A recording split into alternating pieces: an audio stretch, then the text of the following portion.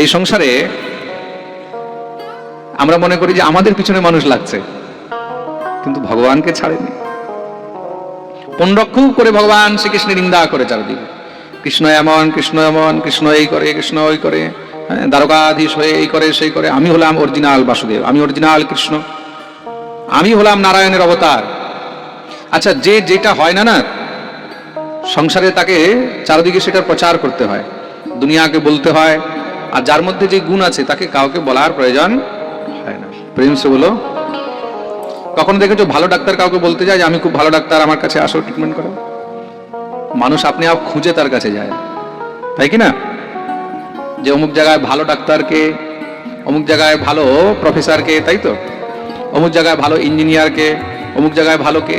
তা যে ভালো হয়, যার মধ্যে গুণ আছে, তাকে কখনো দুনিয়ার মধ্যে নিজের প্রচারের প্রয়োজন হয় না। প্রিন্স বলো। তো ভগবানকে কাউকে বলতে হয় না, বোঝাতে হয় না যে আমি ভগবান।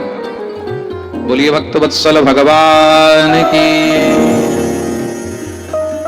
ভগবানকে কাউকে বোঝাতে হয় না, কাউকে বলতে হয় না,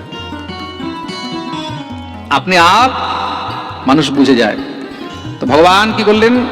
এক সেবক দূতকে পাঠালেন, যাও গিয়ে একে বোঝাও, এই যে নাটকবাজি করছে এগুলো বন্ধ করুক, আমার বদনাম করে তো কোনো লাভ নেই, নিজে যেই দুরাচারগুলো করছে সেগুলোকে আগে ঠিক করুক, আর নকল বাসুদেব হয়ে ঘোরা বন্ধ করুক।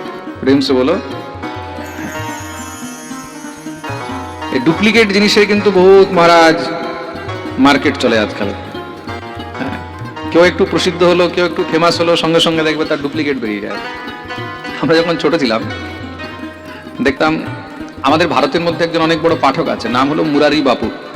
হয়তো অনেকে শুনেছে হবে, অনেকে দেখেছেও হবে, টিভিতে উনি পাঠ করেন, মুরারি বাপু। তা মুরারি বাবু যখন ফেমাস হয়েছে, খুব প্রসিদ্ধি, তা একবার আমি ওনার পাঠ শুনতে গেছি, 7-8 বছর বয়স ছিল হবে আমার। গিরিরাজ গোবর্ধনে পাঠ হয়েছিল, গোবর্ধনে গিরিরাজ তলহটিতে গয়া প্রসাদজির সমাধির কাছে। তো বিশাল ভিড় ছিল, আমাকে মনে আছে। বাবা আমাকে নিয়ে গেলেন ওনার কাছে, আমি প্রণাম করলাম। উনি খুব সুন্দর করে মাথায় হাত দিয়ে বাবাকে বললেন, ये लड़का आपका बहुत तेज है, बहुत अच्छा शास्त्र का ज्ञाता बनेगा। উনি বললেন, এ খুব শাস্ত্র অধ্যয়ন করবে, শাস্ত্র টাস্ত্র পড়বে, ওকে শাস্ত্র পড়াতে থাকবে। পরে আমি দেখলাম উনার অনেক ডুপ্লিকেট বেরিয়ে গেছে। বড় হতে হতে মিনিমাম দেখলাম 25 জন মুরারি বাপু বেরিয়ে গেছে। আর নাম শুনলে আপনারাও চমকে যাবেন। এক হলো ছোট মুরারি বাপু, হ্যাঁ, এক হলো বাঁকে মুরারি বাপু, এক হলো মজলে মুরারি বাপু, মেঝো মুরারি বাপু, এক হলো শ্যাম মুরারি বাপু, মানে এক হলো কালো মুরারি বাপু, এক হলো গোরে মুরারি বাপু। এখন মানে এত মুরারি বাপু হয়ে গেছে, মানে অরিজিনাল কোনটা আর ডুপ্লিকেট কোনটা এটাই এখন বোঝা মুশকিল হয়ে গেছে। প্রেম সে বলো। আমি বাবাকে বলছি, বাবা এত মুরারি বাপু হয়ে গেল, আমরা তো একটাই মুরারি বাপু দেখেছিলাম, যত বড় হচ্ছে তত দেখছি এখন কত মুরারি বাপু। বাবা বললেন, যখন কেউ প্রসিদ্ধ হয়, যখন কারো নাম ছড়িয়ে যায়, তখন তার ডুপ্লিকেটও অনেক বেরিয়ে যায়। তারা কি করে? তার নামের সাহারায় নিজেরাও আগে বাড়ার চেষ্টা করে। একজন কথাবাচক ছিলেন রমেশ ভাই ওঝা, খুব ভালো কথাবাচক, খুব ভালো পাঠক। মানে এরা এমন লেভেলের পাঠক যাদের পাঠ আমরাও শুনি, এত হাই লেভেলের পাঠক, খুব বিদ্যাজ্ঞানী। একদিন হঠাৎ করে আমি এক জায়গায় একটা পোস্টার দেখছি, গিরিরাজ পরিক্রমা দিতে দিতে, পোস্টারের মধ্যে লেখা আছে রমেশ ভাই খোঁজা। আগে ছিল ওঝা, এখন হয়ে গেল খোঁজা। এটা আবার কে? দেখছি ইনিও একজন ডুপ্লিকেট। তো যখন কেউ প্রসিদ্ধ হয় তখন তার পিছনে ডুপ্লিকেটও হয়ে যায়। তা বাংলার মধ্যে আগে ছিল একটা গোবিন্দ বল্লভ, এখন ইউটিউব খুলে দেখবে এখন 50টা বল্লভ জন্ম নিয়ে নিয়েছে। এই বল্লভ, ওই বল্লভ, এখন এত বল্লভ হয়ে গেছে, এখন বল্লভ খুঁজলেই, যখনই আপনি গুগলের মধ্যে মহারাজ বল্লভ খুঁজবেন, তখন দেখবেন না হলেও 20টা বল্লভ পাঠক বেরিয়ে যাবে এখন। প্রেম সে বলো। তো কখনো কখনো এখন নিজেকেই হাসি পায়, এগুলো আগে শুনতাম, এখন নিজেও প্র্যাকটিক্যাল অনুভব করছি। 2-4 জনের তো আমি, আমাকে পাঠ দেখালো, বলে মহারাজ দেখুন একদম পুরো বল্লভ হয়ে গেছে, আর একদম আপনাকে কপিও করে। তা আমি দেখছি, শুনে দেখছি কপি মানে একদম অ্যাজ এ টিজ কপি। আমি যেইভাবে মঙ্গলাচরণ করি সেম ওই শ্লোক, ওই জিনিস, যেই যেই পাঠের মধ্যে কথাগুলো বলি সেম ওইভাবে, আমি যেইভাবে দেখাচ্ছি যে এইভাবে করতে হয়, এইভাবে শিবের পরিক্রমা করতে হয়, সেম ওইভাবেই একদম হাতটা ওইভাবেই ঘুরছে, মানে কপি মানে ফুল কপি। এগুলো আমরা শাস্ত্রে যে পড়ছি তা নয়, নিজের জীবনেও প্র্যাকটিক্যাল দেখা যাচ্ছে। প্রেম সে বলো। তাহলে বিচার করে দেখুন, এই যে লেখা রয়েছে এখানে, এই পণ্ডক এমন শুরু করে দিয়েছিল, তৎথনম তদুপাকরণে পণ্ডকস্যাল্পমেধসঃ। পণ্ডক কি করেছে, ভগবানের একদম কপি আরম্ভ করে দিয়েছে, যা দ্বারকাধীশ করেন, যা গোবিন্দ করেন। আর শুধু তাই নয়, অনাচার আরম্ভ করে দিয়েছে। ভগবানের তো 16,108 বিবাহ হয়েছে। ভাই ভগবান তো সংসারে যাদের কেউ নেই তাদেরকে নিজের কাছে স্থান দিয়েছেন, সে বেটা জোর করে করে বিয়ে করা আরম্ভ করে দিয়েছে, যা পাচ্ছে তা শুরু করে দিয়েছে। দূত গিয়ে তাকে বোঝালো, বলে দ্বারকাধীশ তোমাকে সাবধান করেছে, এক তো নিজের নাম নিয়ে, দ্বারকাধীশের নাম নিয়ে, বাসুদেব নাম নিয়ে, কৃষ্ণ নাম নিয়ে অনাচার বন্ধ করো। তখন সে দূতকে উল্টো কি বলছে, দিয়ে তোমার দ্বারকাধীশকে বলবে আমি হলাম অরিজিনাল, ও হলো ডুপ্লিকেট। যদি তার মধ্যে দম থাকে তাহলে আমার সঙ্গে যুদ্ধ করে দেখাক। দূত সঙ্গে সঙ্গে ফিরে এসেছে, ভগবানের কাছে গিয়ে খবর দিলেন। ভগবান বললেন তাই হোক। নারায়ণী সেনানী ভগবান আক্রমণ করে দিয়েছে। এখন যখন আক্রমণ করে দিয়েছে, পণ্ডক কাশীনরে সব মহারাজ বন্ধু বান্ধবদেরকে নিয়ে এখন যুদ্ধে নেমে গেছে। বিশাল যুদ্ধ হচ্ছে, ভগবান এক এক করে তার সৈন্য সব মেরে ফেলছেন। ভগবান যখন তার সৈন্য মেরে ফেলছেন, তখন কাশীনরেশ পণ্ডককে বলছে, ভাই তোর সুদর্শন চক্র কবে কাজে লাগাবি, তুইও নিজের চক্র চালা। এখন পণ্ডক বলছে, ভাই ওরটা তো অরিজিনাল, আমারটা তো ডুপ্লিকেট, কি করে চালাবো। কাশী নরেশ দেখছে এ তো আমাদেরকেও খামাখাম মারিয়ে দিল, এর চক্করে আমরা আরো শত্রুতা নিয়ে নিলাম, দ্বারকাধীশের সঙ্গে পালাতে লেগেছে। কাশী নরেশ যখন পালাচ্ছে, ভগবান বললো তুই কোথায় পালাচ্ছিস বেটা, তোকেই আগে দেখি। সঙ্গে সঙ্গে সুদর্শন চক্র দিয়ে আগে কাশী নরেশেরই গোবিন্দায় নমঃ পণ্ডকের উদ্ধার করে দিলেন। ওই যে বাঁদরটা ছিল ওইটা ওখান থেকে সঙ্গে সঙ্গে মহারাজ একদম পালিয়েছে, আর পালিয়ে চলে এসেছে কোথায়, দ্বারকায়। দ্বারকায় এসে সেখানে মহারাজ অত্যাচার আরম্ভ করে দিয়েছে দ্বারকাবাসীদের উপরে। সে জানতো না যে বলদেব প্রভু দ্বারকাতেই আছে, সে ভেবেছে বলদেব তো এখন বৃন্দাবনে গেছে, ব্রজে আছে, আর বলদেব প্রভু ফিরে চলে এসেছেন। এমন রাগ উঠেছে বলদেব প্রভু ঘর থেকে বেরিয়ে সেই হাতের মধ্যে মুষল নিয়ে তার মাথার মধ্যে ছুঁড়ে মেরেছেন। মারতেই তৎক্ষণাৎ সেখানে একদম তার গোবিন্দায় নমঃ নমঃ। ভগবান পণ্ডকের উদ্ধার করলেন, কাশী নরেশের উদ্ধার করলেন, আর এদিকে বলদেব প্রভু দ্বিবিধ বানরের উদ্ধার করলেন। ঘটনা আরেকটা কি হয়েছে, কাশী নরেশের যে পুত্র ছিল, সেই কাশী নরেশের পুত্র কি করেছে, দ্বারকাধীশ শ্রীকৃষ্ণের সঙ্গে প্রতিশোধ নেওয়ার জন্য বিশাল বড় যজ্ঞ করেছে। যজ্ঞ থেকে এক কৃত্যাকে উৎপন্ন করেছে, এক রাক্ষস উৎপন্ন করেছে, তার নাম হলো কৃত্যা। তাকে আদেশ দিয়েছে যাও গিয়ে সমস্ত দ্বারকাকে জ্বালিয়ে দাও। কৃত্যা যখন এসেছে দ্বারকাকে জ্বালাতে, ভগবান তখন কি করেছেন, কৃত্যাকে বন্দী বানিয়ে নিয়েছেন। কৃত্যা তখন ভগবানের কাছে প্রার্থনা করছে, প্রভু আমাকে ছাড়ুন।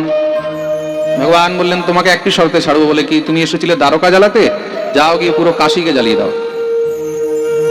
ভগবান রিটার্ন গিফট দিয়ে দিলেন, কৃত্যা গিয়ে পুরো কাশীকে একদম জ্বালিয়ে ছাই করে দিয়েছে।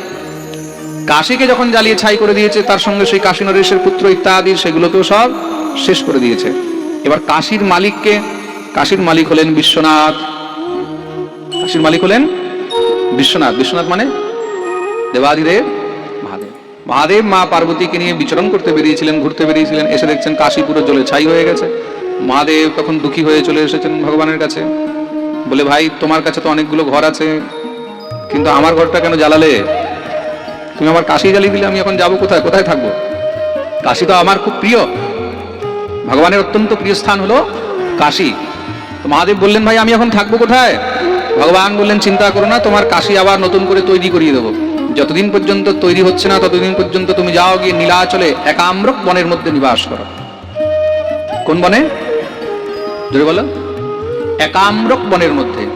এই একাম্রক বনকেই নীলাচল বলা হয়, যেখানে জগন্নাথ পুরী, এই যে ভুবনেশ্বর, এই ভুবনেশ্বর ইত্যাদি এই যে অত্র অঞ্চলটা, ভুবনেশ্বর থেকে নিয়ে পুরী পর্যন্ত, এটাকে একাম্রক বন বলা হয়। কোন বন বলা হয় মনে থাকবে? তো মহাদেব সেখানে গিয়ে নিবাস করলেন। তার জন্য মহাদেবের এক নাম হলো ভুবনেশ্বর।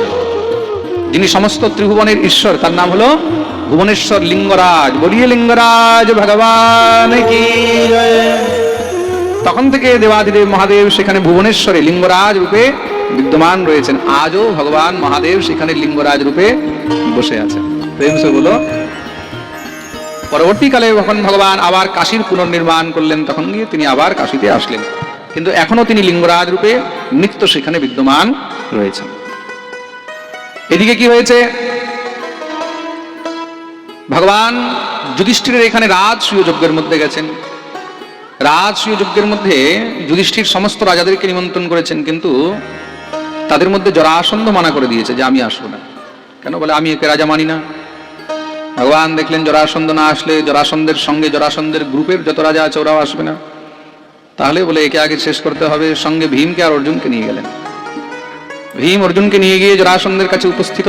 জরাসন্ধের নিয়ম ছিল, মহাদেবের পরম ভক্ত, তো মহাদেবের পুজো করে যখন মন্দির থেকে বেরোয়, বাইরে বেরিয়ে যত ব্রাহ্মণদেরকে দেখে সবাইকে খুব করে দান করে।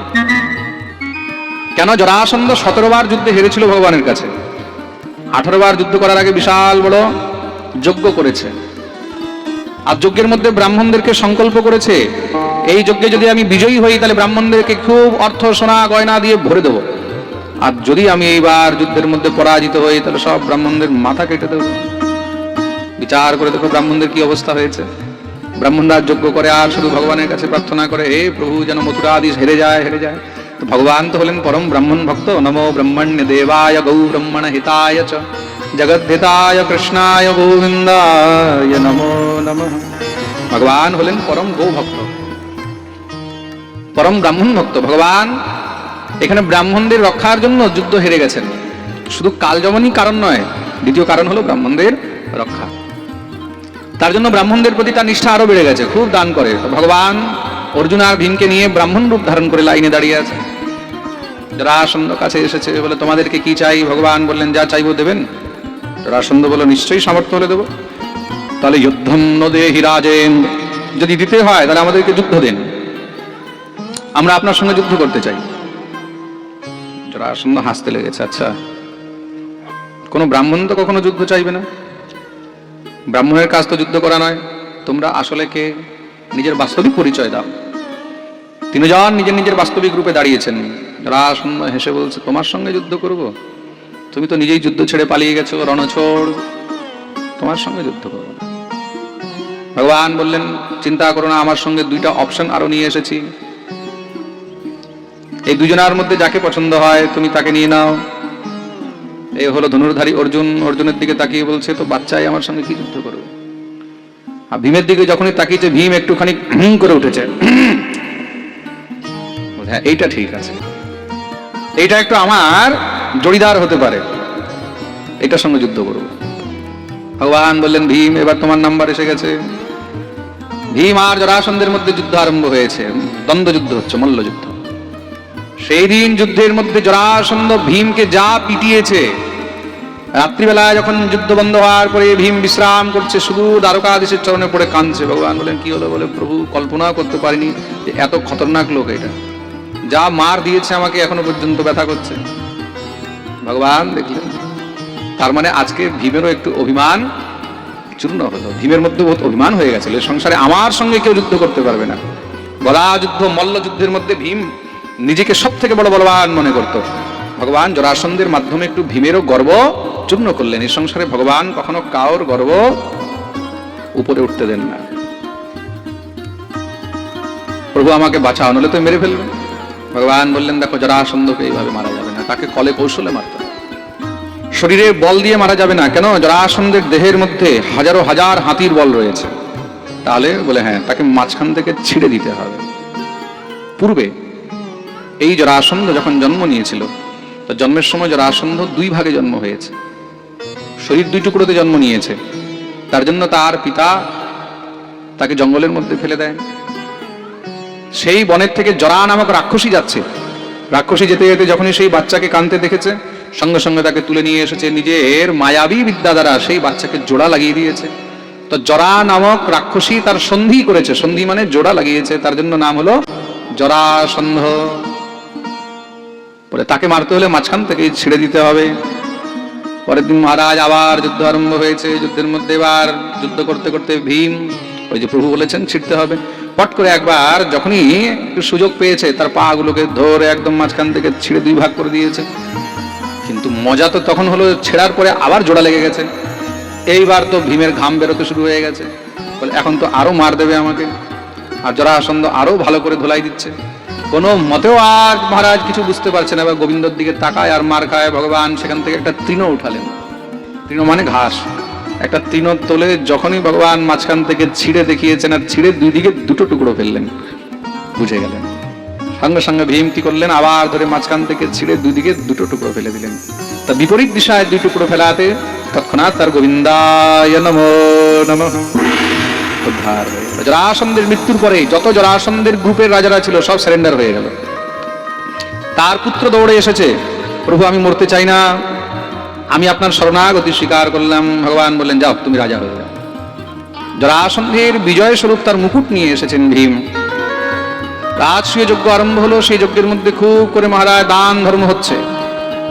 সমস্ত সব রাজাগণ এসেছেন। তার মধ্যে এবার প্রথম পূজাকার হবে, অগ্র পূজাকার হবে। পিতামহ ভীষ্মকে প্রণাম করে জিজ্ঞাসা করলেন অগ্র পূজাকার হবে। নামের প্রস্তাব দিলেন কে? পিতামহ ভীষ্ম। ভীষ্ম সব থেকে বয়োবৃদ্ধ তো, কার নাম দিলেন? পিতামহ ভীষ্ম বললেন একমাত্র অগ্র পূজার অধিকারী হলেন দ্বারকাধীশ শ্রীকৃষ্ণ।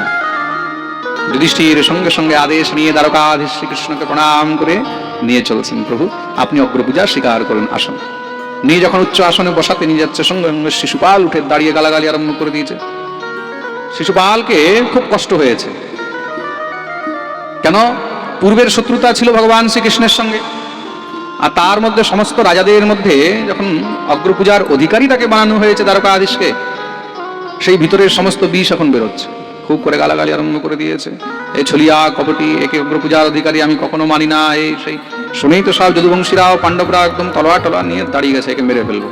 ভগবান বললেন সাবধান, কেউ কিছু বলবে না। কেন? এর মাকে আমি কথা দিয়েছি, এর 100টি অপরাধ ক্ষমা করব। শিশুপালের যখন জন্ম হয়েছে তো ভগবানও দেখতে গেছেন, পিসির ছেলে তো। ভগবান যখন দেখতে গেছেন, একটি বিশেষতা কি ছিল, শিশুপালের 4টি হাত ছিল। ভগবান যখনই তাকে কোলে নিয়েছেন আদর করার জন্য, কোলে নিতেই তার 2টি হাত সেখানে সঙ্গে সঙ্গে খসে পড়ে গেছে। সঙ্গে সঙ্গে শিশুপালের মা দৌড়ে এসে গোবিন্দের হাত থেকে তুলে নিয়েছে। তুই কি আমার ছেলেকে মেরে ফেলবি? ভগবান হাসতে লাগলেন, বলে পিসি তোমার ছেলের মৃত্যু আমার হাতেই লেখা আছে। তো ভয় হয়ে গেল, কানাই তুই আমাকে কথা দে, তুই একে মারবি না।